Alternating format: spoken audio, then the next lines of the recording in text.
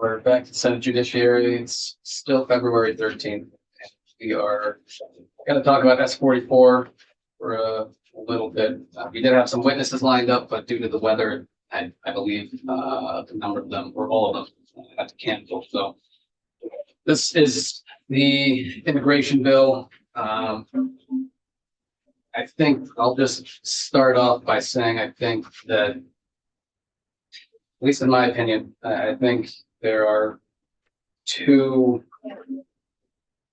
challenges regarding specifically what we can and can't do when it comes to the executive branch. They do have some constitutional concerns as to whether or not having control over what the executive branch can do when it comes to entering into agreements with the federal government. I have concerns as to whether or not we can step into that area. You know, as a legislature, we do have more control when things involve the budget, but when it comes to decisions to enter into agreements, I believe that we have less power in that regards when it comes to other branches. And the second issue, which I think is just a question of whether or not something is realistic, is whether or not we think the governor would actually sign this bill if it were to be passed as it's written. With that being said, I do think there are other things that we can do which would actually be more effective than trying to constrain the executive branch. Specifically, well, we brought it up during our last meeting, but specifically looking at what types of agreements towns can enter into for sheriff's departments, local police departments, and so on. So that's my initial perspective on this bill. And yeah, I'll leave it there for now and open if there are any thoughts.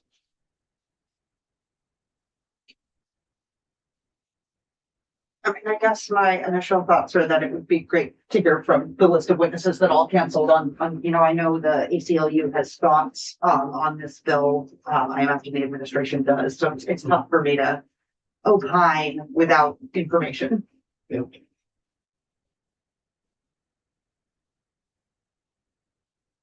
Nothing? Anything else? We're good.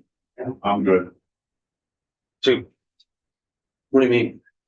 I have no questions. Oh, okay. No, I just share the same concerns that you have. I would really like to hear from Jay Johnson about, the administration's perspective of it. Yeah. My understanding is that some similar language was passed years back. And the governor did sign it. But again, it's at this point, I'm like operating on very limited information. Yeah. Any general thoughts on the idea of shifting from trying to constrain what the governor can do versus trying to constrain what towns, police departments can do when it comes to entering into agreements with federal authorities?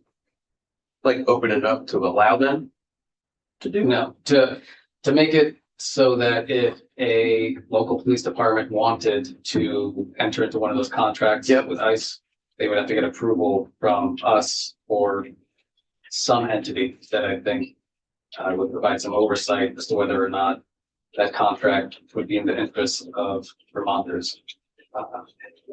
We wouldn't be able to just fully cut off that type of thing, in my opinion. But yeah, that's what I'm thinking.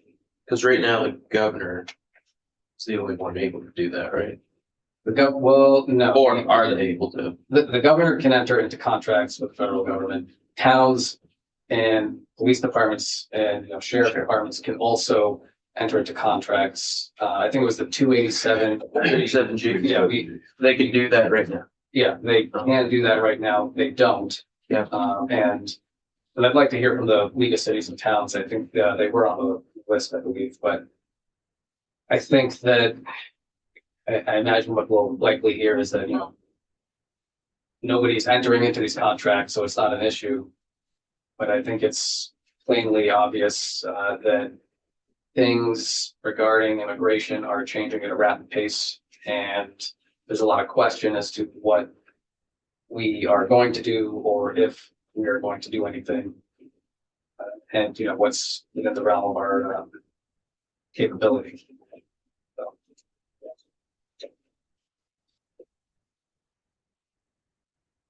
I just don't want to spend a whole lot of time on a bill that may, to some individuals, appear to be a knee-jerk reaction as to what's going on nationally.